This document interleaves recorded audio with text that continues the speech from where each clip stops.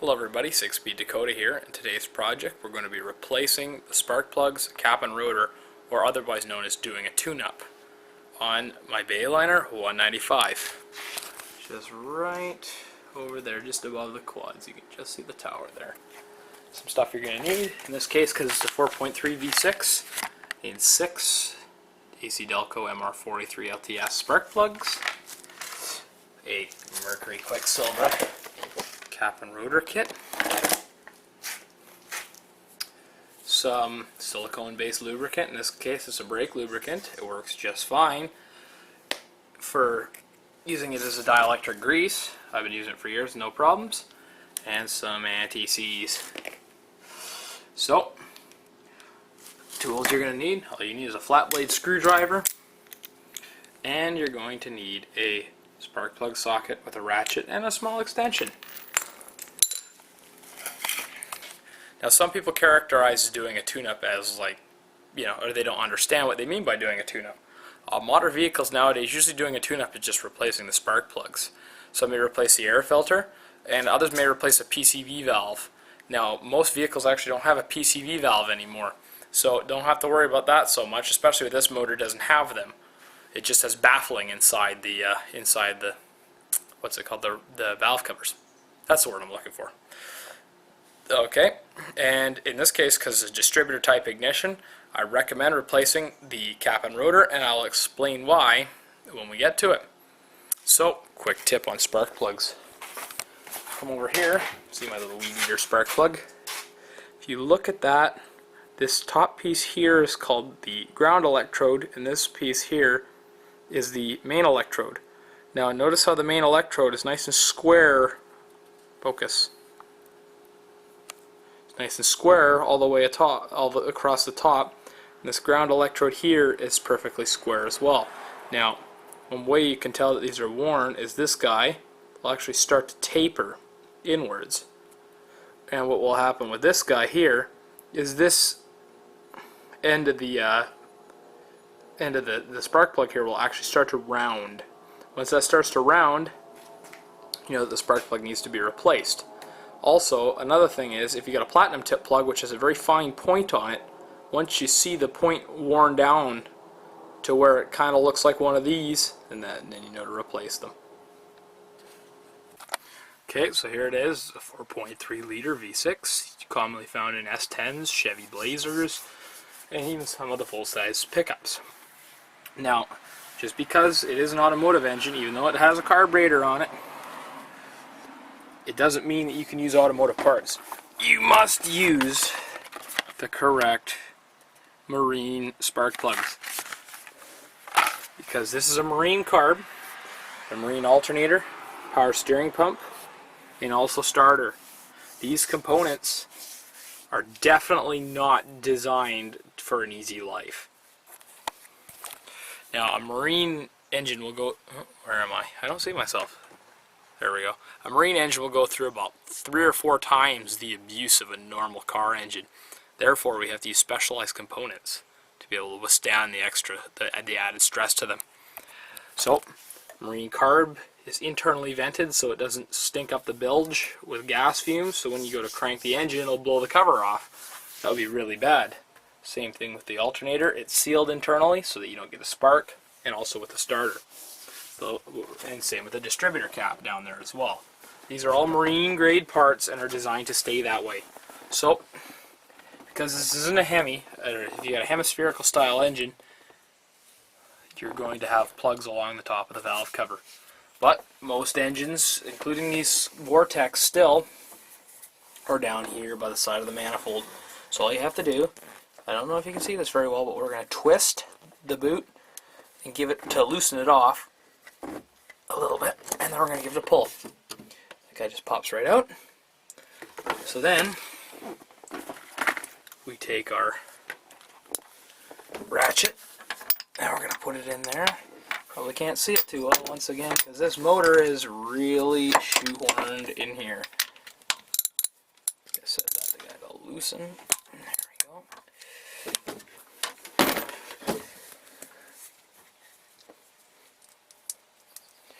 You probably can't see what I'm doing, but I'm actually loosening the spark plug off.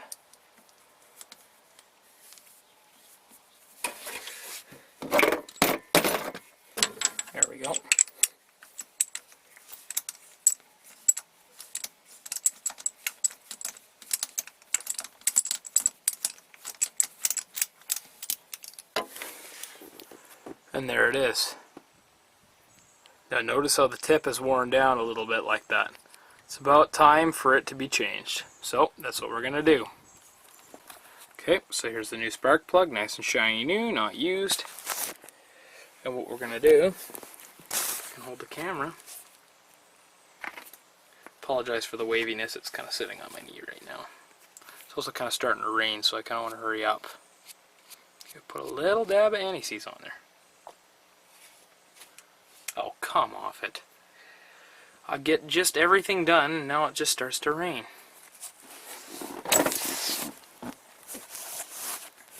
Oops. Install the plug. There we go. Now, if you want to absolutely make sure that thing's gapped correctly, be my guest. You know, I've done so many spark plugs that gapping them is just a waste of time. Yep.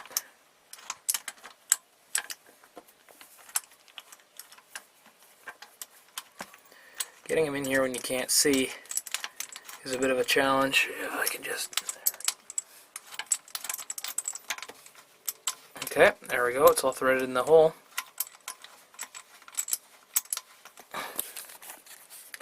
Now, what you want to do when you get the plug bottomed out, you take your ratchet, set it to tighten, and then you just snug it down, only a 1/16 of a turn. That's all you need. Because this spark plug doesn't have a crushed gasket on it, it's a taper style seal.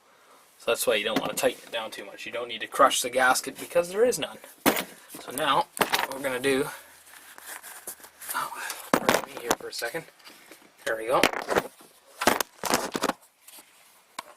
Going to take our silicone paste.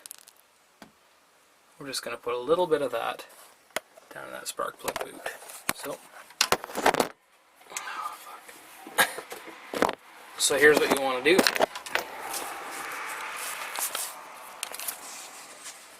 Oops. Third hand is slow in the theory of evolution. Just take a little dab of that, and then you put it inside the insulator jacket just like that. And plug that plug back in there.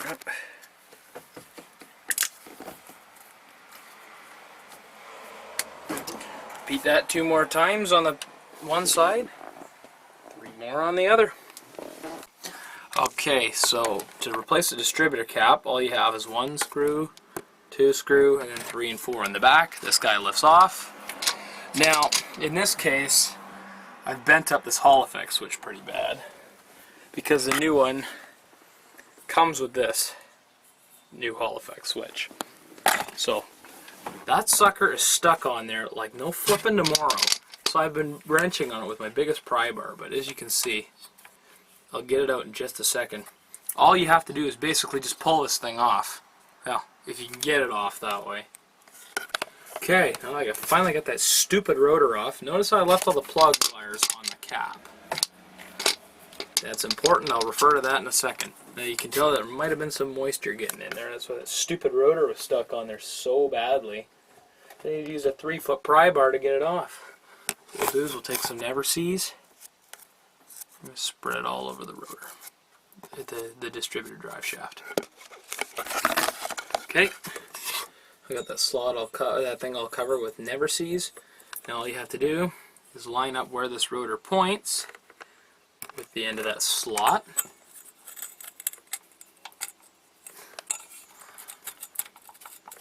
Ah, bugger. This might take me a second, but all it should do is just press right down on there. Holy crap, that was really on there. Okay, I got the rotor in place. Make sure it's fully seated. Okay, and then the Hall effect trigger there, if we look to the side here, you can kind of look here. That Hall effect trigger is sitting nice. The trigger is sitting nicely within the igniter itself. So, ow, that really hurt. You gotta be careful on a boat because there's lots of sharp objects like these cotter pins to, well, you know, tell by the scrapes on my arm to cut yourself on, and that there. So, just give it a couple firm whacks. Test fit the distributor. Make sure that guy sits on there nicely. Okay, so now what we're going to do is we're going to change the cap. So now what you want to do, you don't want to bolt it down, but you just want to sit the new rotor in its respective location. Oh, there we go.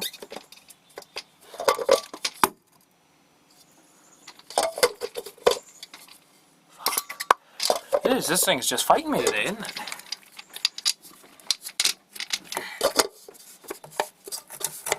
There we go. Now, you know that the center comes from the ignition coil, which is right there. So now, using that little glow-in-the-dark looking elbow as a reference point, there's also numbers on this thing. Start pulling. First, we're actually going to dab each and every one of these guys with just a dab of that silicone grease. Oops. This will allow the boots to slide better. Oh, sorry. There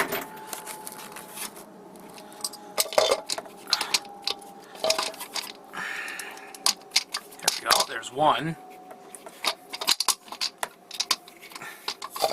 Set that cap back on there. Sorry if this isn't very clear. Sit that back on there.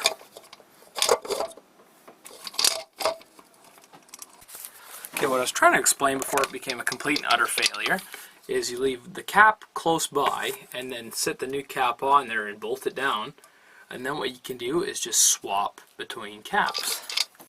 Now, how do you know that they need to be changed? Well, if you look how worn out that center button is and how all that nice green crap is growing on there, that will cause hard starting, miss under load, and a rough running engine. Alright, now that we're all said and done, as you can see how bad this plug looks. It's all nice and fouled up from all the fogging oil I put on it, which is what you're supposed to do when you store the engine for the wintertime. So that's why we change the spark plugs frequently, especially on marine engines. It's very imperative that you change the plugs on a regular basis. So maybe you change your plugs maybe every year or two, depending on how they look. Pull them out and inspect them and make sure that they're in good shape. Okay, until next time, thank you for watching. And now after it's all said and done, you'll notice a better starting engine and a smoother running engine that performs better and gets you better gas mileage. So change your plugs frequently. And yep, stay tuned if you got any requests for anything you want to see. Just leave a comment, and I can only really do what comes into my my home base shop here, but I'll try to get around to it. Alright, thank you for watching. Take it easy, everybody.